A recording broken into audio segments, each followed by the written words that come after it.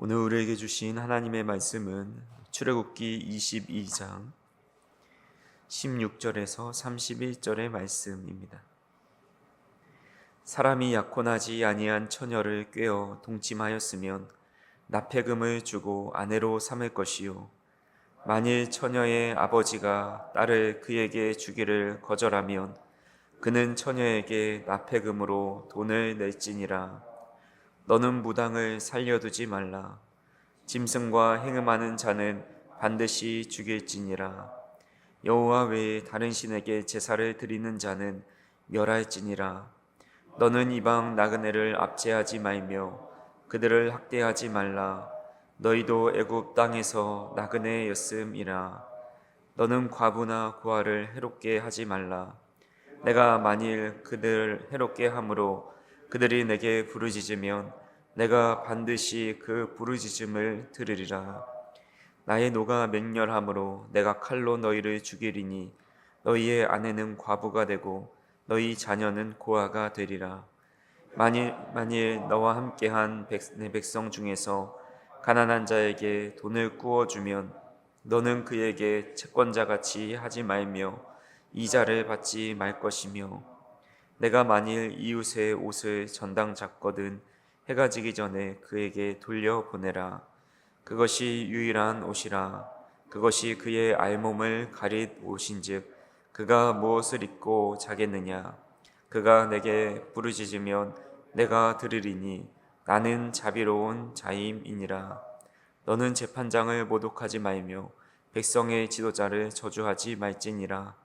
너는 내가 추수한 것과 내가 짜낸 즙을 바치기를 더디하지 말지며 내 처음 난 아들들을 내게 줄지며 내 소와 양도 그와 같이 하되 이래 동안 어미와 함께 있게 하다가 여드레 만에 내게 줄지니라. 너희는 내게 거룩한 사람이 될지니 들에서 짐승에게 찢긴 동물의 고기를 먹지 말고 그것을 개에게 던질지니라. 아멘. 오늘도 한 주를 말씀과 또 기도로 시작하는 우리 모든 성도님들에게 하나님의 은총과 또 한 주도 지켜주시는 보호하심 속에 살아가실 수 있기를 간절히 소망합니다. 우리 안에는 하나님께서 창조하실 때 불어넣어 주신 강렬한 생명의 에너지가 약동하고 있습니다. 우리 아이들을 보더라도 아이들은 얼마나 에너지가 넘치는지 어른이 따라갈 수 없을 정도로 발발거리면서 잘 돌아다닙니다. 그 에너지를 분출하는 것이 이제 아이들에게는 참으로 중요한데, 그 에너지를 옳은 방향으로 분출하게 해주는 것이 부모의 역할 중에 하나입니다. 그래서 우리 이 에너지가 세상을 힘차게 살아가게 하고 생육하고 번성하고 또 하나님이 맡기신 사명을 감당하게 하는 원동력이 되지만, 그 방향을 잘못 왜곡되게 사용하게 되면 하나님을 영화롭게 하기보다는 오히려 자신의 쾌락과 탐욕과 욕망을 채우는 쪽에 사용되는 것을 많이 보게 됩니다. 오늘 우리가 읽은 출애굽기 22장의 언약은 이스라엘 백성들이 일상생활 속에서 어떻게 이 삶의 에너지를 바른 방향으로 관리하며 살아가야 하는지를 구체적으로 가르쳐주고 있습니다. 오늘 본문을 보면 타락한 인간을 강렬하게 잡아당기는 세 가지 치명적인 유혹이 있습니다. 왜곡된 성과, 왜곡된 무속신앙, 또 왜곡된 성공주의에 대한 준엄한 경고가 담겨 있습니다. 그래서 오늘 말씀을 통해서 하나님께서 주신 이 에너지를 우리는 과연 좋은 방향으로, 하나님께서 원하시는 방향으로 흘려보내고 또 사용하고 있는지를 한번 생각해보고 살펴보았으면 좋겠습니다. 첫 번째로 하나님께서 경계하시는 것이 방향을 잃은 왜곡된 성욕, 곧 음욕의 문제에 대해서 말씀하고 있습니다. 16절에 보시면 사람이 약혼하지 아니한 처녀를 꾀어 동침하였으면 납폐금을 주고 아내로 삼을 것이요 라고 말씀합니다. 하나님은 인간에게 생육하고 번성하도록 성적인 욕구와 기쁨을 주셨습니다. 하지만 이 아름다운 선물이 결혼이라는 건강한 울타리 안에서 누려져야 하지만, 남자가 그 경계를 넘어서 약혼하지 않은 처녀를 꾀어 동침한 것은 하나님께서 합당한 책임을 지라라고 말씀하고 있습니다. 성적 하나됨이 생명을 잉태할 수 있는 막중한 행위이기 때문에 쾌락만을 즐기고 버리는 무책임한 책임을 행동을 용납하지 않으신 겁니다. 오늘날 우리의 사회를 보면 이 성적인 타락과 혼란이 극에 달해 있는 것을 보게 됩니다. 동성애를 인권이라는 이름 아래 포함해서 포장하여서 정당화하기도 하고, 성 정체성이 남녀 두 가지가 아니라 수십 가지라고 이야기합니다. 내 기분과 또 성향에 따라 얼마든지 성을 선택할 수 있다 가르치고, 심지어 일부 국가에서는 짐승과 관계를 맺는 것이나 소아성애조차도 나의 성적 지향이자 자기 결정권이라는 그런 주장을 하고 있습니다. 이런 성적 왜곡의 대가는 지난 10년 사이에 우리나라 10대, 20대 청소년과 청년 사이에 에이즈 감염자가 급증하고 있는 것으로 나타나고 있습니다. 방향을 잘못 튼 왜곡된 에로스와 또 극단적인 자기 사랑과 쾌락주의가 결국 육신과 영혼을 병들게 하고 국가적인 재앙을 초래하고 있는 것입니다. 우리의 성적 에너지가 과연 우리의 방향대로 잘, 하나님께서 원하시는 대로 잘 분출되고 있는지, 또한 우리 다음 세대들이 그런 왜곡된 성의식을 가지고 살아가고 있지 않은지를 우리가 생각해 보면서 왜곡된 이 시대에 정욕이 다시 기독교 가치관으로 치유되고 또 정결케 되는 은혜가 있기를 우리 성도님들이 늘 기도하고 깨어 살아가야 할 것입니다. 두 번째로 하나님께서 경계하시는 것이 방향을 잃은 영적 에너지입니다. 왜곡된 무속신앙이라고 할 수가 있습니다. 18절에 보시면 너는 무당을 살려두지 말라라고 말씀합니다. 왜 하나님께서는 무당을 이토록 엄하게 다스리시는 것일까요? 무속신앙의 핵심은 내 삶의 에너지를 하나님이 아닌 나 자신을 위해 초월적인 힘을 빌려서 내 욕망을 채우는 데 있기 때문입니다. 사람들이 왜 점을 보고 굿을 보는 것일까요? 진리를 찾기 위해서가 아닙니다. 복을 받고 싶고 애군을 피하고 싶고 자녀들의 대학과 사업이 대박나게 하기 위해서입니다. 무속은 창조주 하나님을 경외하는 것이 아니라 귀신을 달래고 얼러서 내 소원을 성취하려는 지극히 이기적인 욕망의 발현이라 할 수가 있습니다. 오늘날 최첨단 과학시대를 살고 있으면서도 우리 주변에는 이 무속의 문화가 깊이 뿌리박혀 있습니다. 이사할 때 손 없는 날을 따지는 분들도 참 많이 있습니다. 이 귀신이 돌아다니면서 해코지 하지 않는 날을 골라서 이사를 해야 부정이 타지 않는다는 그런 미신입니다. 결혼 날짜를 잡을 때도 철학관에 가서 사주와 궁합을 봅니다. 우리나라의 역술인과 무당의 수가 100만을 넘어섰고, 또한 그것이 우리 TV 방송에 나오면서 무속인들이 모여서 서로 신기를 다투는 그런 경연도 하고 있는 것을 보게 됩니다. 해마다 연말이나 선거철이 되면 정치인과 권력자들, 대기업 회장들이 점쟁이를 찾아가서 앞날을 묻기도 합니다. 생사화복의 주관자는 오직 우리 하나님 한 분이십니다. 무당과 점쟁이에게 우리 인생에 맡기는 것은 전능하신 아버지를 버리고 사단의 속임수에 내 영혼을 파는 영적인 간음이라 할 수가 있습니다.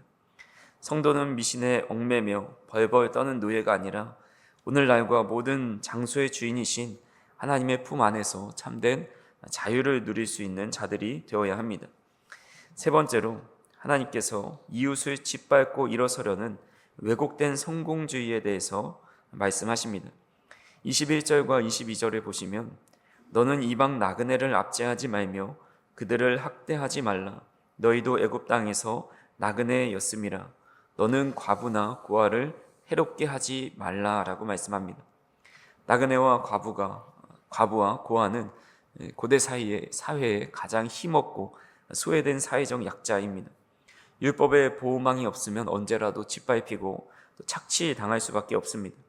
사람들의 타락한 본성은 약자를 알아보고 나보다 약한 사람 앞에서 그들을 군림하고 억압하며 내 이익을 챙기려 하는 것이 우리 인간의 본성입니다.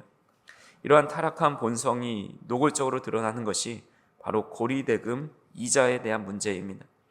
25절에서 27절에 보시면 내가 만일 너와 함께한 백성 중에서 가난한 자에게 돈을 꾸어주면 너는 그에게 채권자같이 하지 말며 이자를 받지 말 것이며 내가 만일 이웃의 옷을 전당 잡거든 해가 지기 전에 그에게 돌려보내라. 그것이 유일한 옷이라. 그것이 그의 알몸을 가릴 옷인즉 그가 무엇을 입고 자겠느냐. 그가 내게 부르짖으면 내가 들으리니 나는 자비로운 자임이니라 라고 말씀합니다. 당시 고대 근동에서 돈이나 곡식을 빌려주면 연 20%에서 50%의 엄청난 고리를 받았다고 합니다. 가난한 자들은 결국 빚더미에 앉아서 노예로 전락하기 일쑤였습니다. 또한 가난한 자가 돈을 빌리면서 옷을 담보로 맡겼다면 해가 지기 전에 돌려주라고 하십니다.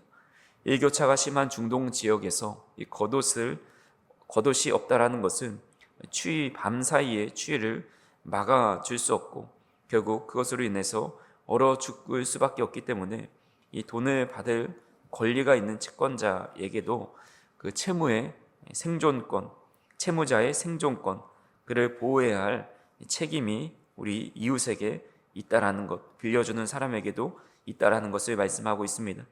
그렇게 하지 않았을 때 어떻게 되는지 하나님은 이렇게 경고하십니다. 23절에 보니까 내가 만일 그들을 해롭게 함으로 그들이 내게 부르짖으면 내가 반드시 그 부르짖음을 들으리라 라고 말씀합니다. 약자를 착취하고 억압하여 얻은 성공은 축복이 아니라 그것이 바로 하나님의 진노를 쌓는 지름길이 될 수 있습니다. 참된 성공은 나 혼자 잘 먹고 잘 사는 것이 아니라 내 이웃과 함께 웃고 기뻐하는 데 있다라는 겁니다. 말씀을 맺겠습니다. 하나님께서 우리에게 주신 이 생명의 에너지가 과연 어디로 향하고 있는지를 살펴보아야 합니다. 우리는 종종 왜곡된 성적 쾌락과 또 무속이라는 헛된 위로와 약자를 짓밟는 이기적인 성공을 향해 질주하기도 합니다. 사람들은 그 욕망의 관역을 마치면 행복해질 것이라 착각하지만 그 끝에는 깊은 공허함과 영혼의 파괴만 남게 됩니다. 스스로 쟁취하려는 이런 헛된 몸부림 속에는 참된 행복이 없습니다. 성경은 우리를 향해 분명히 말씀합니다. 신명기 33장 29절에 보면 이스라엘이여 너는 행복한 사람이로다. 여호와의 구원을 너같이 얻은 백성이 누구냐. 그는 너를 돕는 방패시요 내 영광의 칼이시로다. 내 대적이 내게 복종하리니 내가 그들의 높은 곳을 밟으리로다 라고 말씀합니다. 참된 행복은 욕망대로 살아가고 많은 것을 소유하고 남 위에 군림하는 것이 아니라 구원받은 하나님의 백성 존재 자체에 있습니다. 나를 지키고 돕는 방패이신 여호와 하나님과 동행하는 삶, 바로 그것이 우리가 누릴 수 있는 최고의 축복이자 기쁨입니다. 그래서 우리는 방향을 잃었던 우리의 에너지와 욕망과 쾌락을 향한 그 에너지가 하나님께서 원하시는 방향으로 돌리는 것, 그것은 바로 하나님과 동행하는 삶을 살아가는 것이고 또 하나님께서 하나님의 형상대로 지음받은 이웃을 향해 바르게 사용되는 것입니다. 그래서 나만을 위한 유익을 구하던 이기적인 걸음을 멈추고 생명을 살리고 이웃의 아픔을 함께 지는 그런 사랑의 실천으로 하나님이 주신 에너지를 사용하며 살아가야 합니다. 오늘 하루 저와 여러분들에게 주어진 소중한 생명의 에너지가 오직 하나님이 기뻐하시는 거룩한 방향으로 온전히 쓰일 수 있기를 간절히 소망합니다. 기도하시겠습니다. 생명과 호흡의 주관자 되신 하나님 아버지, 오늘도 우리에게 귀한 생명의 에너지를 허락하여 주시니 감사를 드립니다.